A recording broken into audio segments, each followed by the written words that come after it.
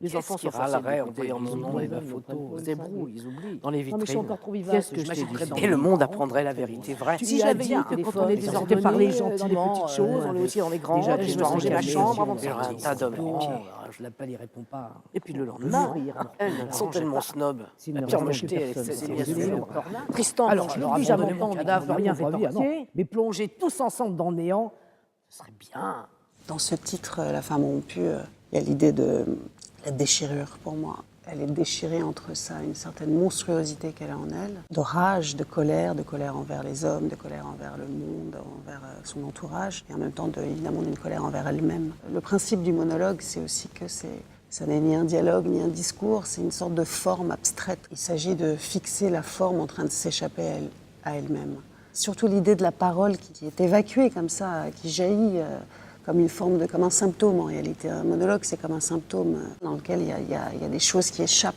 Simone de Beauvoir met en exergue une citation de Flaubert en disant « Elle se venge par le monologue ». Moi, je dirais qu'elle trouve son salut par le monologue, une forme d'apaisement. J'aurais un tas d'hommes à mes pieds. Ils sont tellement snobs.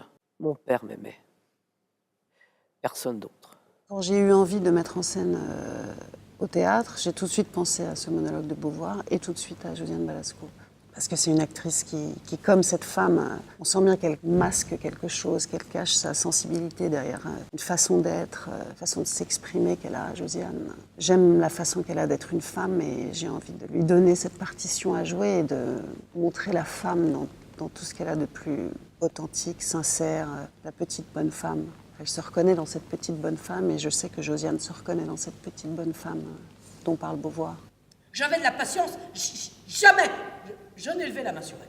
Pour le moment, on fait des lectures. Déjà, surgissent des choses que j'ai envie qu'elle garde, mais qui viennent vraiment d'elle. Et je veux laisser la place à l'actrice d'apporter ce qui résonne en elle du texte. Et je pense que c'est ça qui plaît aussi beaucoup à Josiane, c'est le binôme qu'on va former toutes les deux. Toutes ces poufiasses, elles ont un homme pour les protéger des gosses, pour les servir, et moi, zéro. Je me souviens de notre première rencontre, Josiane m'a dit « Mais à qui elle s'adresse, à qui elle s'adresse ?» Et j'ai dit « Mais à elle-même ».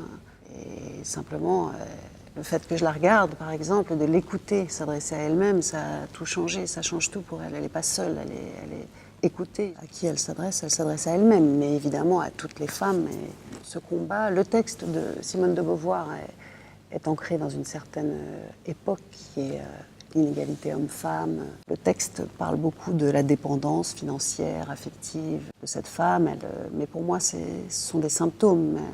Ce dont elle parle, c'est de son impuissance. J'en ai marre, je ne sais plus combien de marche je fais. Il y a une phrase de Jack London que j'aime beaucoup, qui est « Lutter, c'est vivre, mais vivre, c'est souffrir ».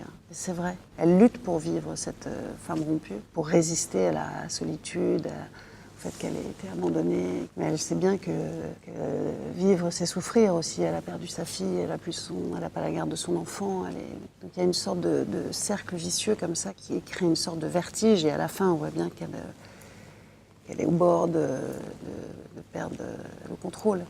Et ça me touche beaucoup, c'est ce côté en équilibre entre le gouffre où on peut tomber et la plateforme où on est sauvé, quoi. En fait, la femme rompue est une femme en déséquilibre, donc un autoportrait. C'est bien que je déteste le scandale.